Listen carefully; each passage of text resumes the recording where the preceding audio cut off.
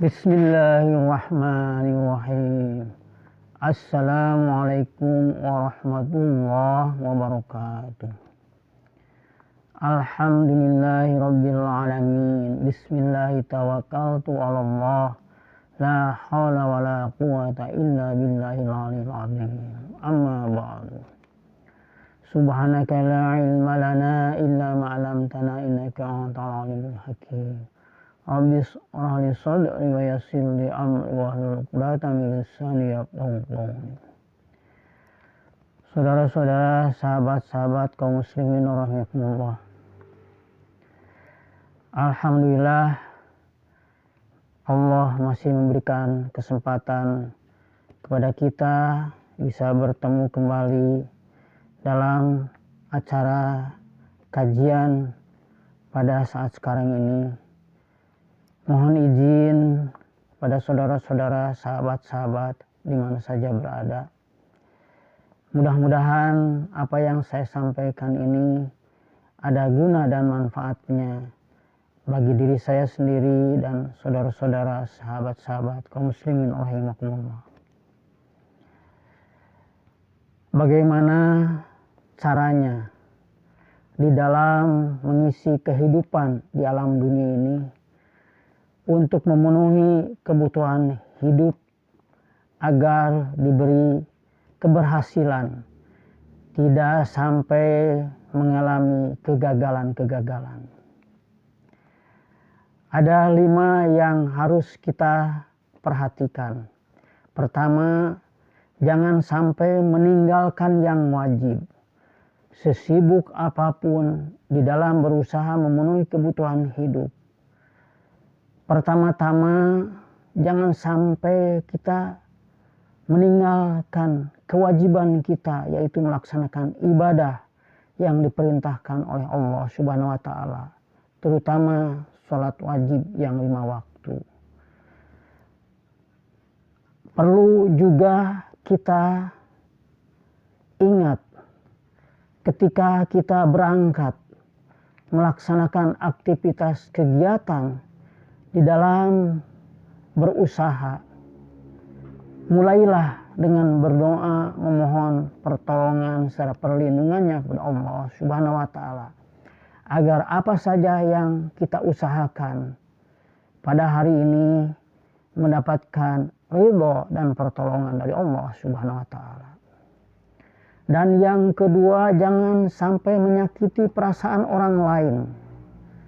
Kalau kita di dalam berusaha, apa saja usaha yang kita perbuat, apakah itu di bidang pertanian, perdagangan, sebagai karyawan, pengusaha, dan lain sebagainya.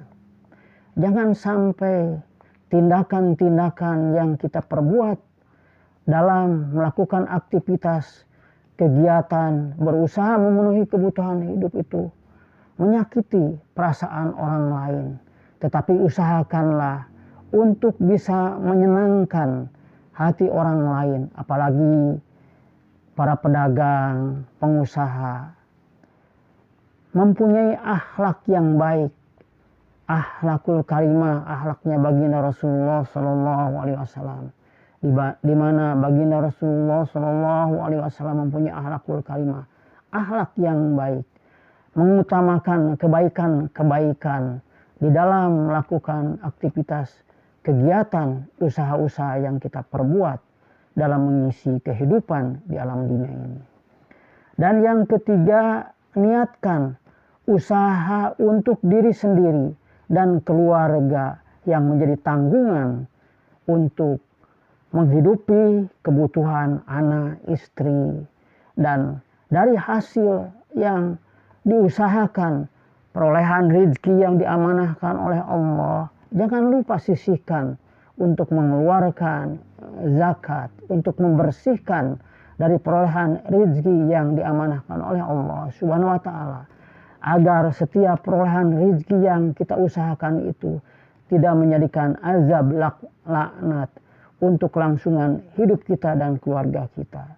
Insya Allah, kalau kita selalu ingat kepada Allah yang memberi rezeki kepada kita, yang memberikan keberhasilan di dalam usaha-usaha yang kita perbuat selama hidup di alam dunia ini. Insya Allah hasilnya pun akan menjadikan keberkahan bagi diri kita, keberkahan bagi keluarga, dan keberkahan pula dari apa yang kita nafkahkan, belanjakan di jalan Allah dari setiap perolehan rezeki yang diperoleh oleh kita dari hasil usaha yang kita perbuat. Dan yang keempat, menempatkan waktu pada tempatnya. Jangan sampai kita di dalam berusaha memenuhi kebutuhan hidup di alam dunia ini menyita waktu, tidak tahu waktu, disibukkan oleh kepentingan hidup di dunia yang hanya sesaat, yang hanya sebentar, melupakan kewajiban-kewajiban kita, sehingga waktu yang diberikan oleh Allah selama 24 jam untuk setiap hari di muka bumi ini habis waktunya untuk memenuhi kebutuhan hidup di dunia yang hanya sesaat, yang hanya sebentar, melupakan kewajiban-kewajiban, kewajiban melaksanakan ibadah, kewajiban menuntut ilmu untuk bekal kehidupan di dunia dan untuk bekal kehidupan tatkala kita kembali menghadap kepada Allah Subhanahu wa taala. Kalau kita dapat membagi waktu yang diberikan oleh Allah dalam mengisi kehidupan di alam dunia ini, insya Allah Allah akan memberikan pertolongan, perlindungan kepada kita di mana saja kita berada di dalam melakukan aktivitas kegiatan beribadah memenuhi kebutuhan hidup di alam dunia ini. Dan yang terakhir yaitu setiap usaha jangan sampai mengaku hasil dari usaha sendiri, melainkan pemberian dari Allah Subhanahu wa taala. Banyak orang yang menguasai harta kekayaannya, diberi harta kekayaan yang melimpah, lupa tidak mengeluarkan zakatnya, padahal sudah mampu untuk bisa mengeluarkan zakatnya. Dikuasailah dari perolehan harta kekayaan yang melimpah itu, memenuhi kepuasan hawa nafsunya, memenuhi keinginannya, bukannya disesuaikan dengan kebutuhan yang dibutuhkan pada saat-saat mengisi kehidupan di alam dunia ini. Karena kita tidak tahu apakah hidup kita itu akan sampai kepada hari esok. Kita tidak tahu, tetapi melupakannya, dilupakan oleh pengaruh hawa nafsu iblis, setan laknatullah, sehingga kemudahan-kemudahan dari hasil usahanya itu diberikan oleh Allah harta yang melimpah, bukannya dipergunakan, dibelanjakan di jalan Allah, tetapi dipergunakan melampiaskan hawa nafsunya, sehingga mencelakakanlah bagi dirinya, mencelakakan bagi keluarga. Ingat, Allah menurunkan berbagai macam teguran, peringatan pada saat sekarang ini. Terjadinya kebakaran hampir di berbagai tempat. Terjadinya longsor, tanah bergerak, angin puting beliung, banjir bandang, gunung meletus. Ini merupakan peringatan dari Allah Subhanahu wa taala kepada umat manusia yang hidup di muka bumi ini. Jangan sampai lupa kepada kekuasaan Allah. Jangan sampai lupa bahwa kita hidup di alam dunia ini diatur oleh Allah, diberi rezeki oleh Allah, dimudahkan usaha-usaha yang kita perbuat di muka bumi ini oleh Allah Subhanahu wa taala.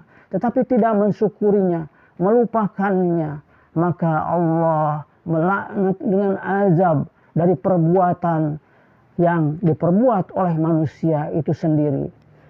Mudah-mudahan dari berbagai macam teguran yang diturunkan oleh Allah pada saat sekarang ini dapat menyadarkan kepada sesama umat manusia, khususnya di lingkungan sahabat-sahabat kita, saudara-saudara kita, sesama kaum muslimin. Marilah kita mensyukuri nikmat yang Allah berikan kepada kita untuk dapat lebih mendekatkan diri kepada Allah Subhanahu wa taala, memohon pertolongan serta perlindungannya. Allah menyelamatkan di sisa kehidupan kita di dunia, dan Allah selamatkan tatkala kita kembali menghadap kepada Allah Subhanahu wa taala, diwafatkan oleh Allah dalam keadaan husnul khatimah, sehingga tatkala dibaringkan di alam kubur nanti kita mendapatkan pertolongan dan perlindungannya, tidak sampai mendapatkan azab siksa kubur, azab siksa api neraka, tetapi Allah memberikan tempat yang terbaik kepada kita dalam kenikmatan surganya Allah, surga Firdaus. Amin ya rabbal alamin. Marilah kita pergunakan kesempatan hidup yang Allah berikan kepada kita untuk betul-betul mengabdi beribadah kepada Allah Subhanahu wa taala sesuai dengan firman Allah di dalam Al-Quran surat Az-Zariyat, bahwa kita hidup di alam dunia ini, Allah menciptakan jin dan manusia tiada lain kecuali hanya untuk mengabdi beribadah kepada Allah Subhanahu wa taala. Mudah-mudahan kita pada kesempatan yang Allah berikan sampai detik saat sekarang ini dipergunakan sebaik-baiknya untuk taqarrub, mendekatkan diri kepada Allah, memohon ampunannya dari segala macam dosa dan kesalahan kita. Dan Allah lindungi anak keturunan ahli waris kita, diberikan keselamatan hidupnya di dunia dan diberikan keselamatan untuk mengakhiri kehidupannya tatkala jatah usianya habis hidup dalam dunia ini, diwafatkan oleh Allah dalam keadaan husnul khatimah. Amin ya rabbal alamin. Subhanakallahumma wa bihamdika asyhadu an la ilaha illa anta astaghfiruka wa atubu ilaik. Wabillahi taufiq wal hidayah. Wassalamualaikum warahmatullahi wabarakatuh.